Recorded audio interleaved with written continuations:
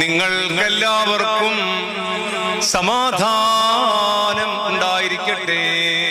അവിടുത്തെ ആത്മാവിനോടുകൂടി ദൈവമായ കർത്താവ് ഞങ്ങളെ യോഗ്യരാക്കുമാറാകട്ടെ. ജീവൻ നൽകുന്ന പ്രഖ്യാപനമായ നമ്മുടെ കർത്താവ് യേശു മിശിഹായുടെ വിശുദ്ധ എവൻഗേലിയോൻ, ലോകത്തിന് ജീവനും രക്ഷയും പ്രഖ്യാപിക്കുന്ന പ്രസംഗകനായ വിശുദ്ധനായ മത്തായി ശ്ലീഹ എഴുതിയ രക്ഷാസുവിശേഷത്തിൽ നിന്നും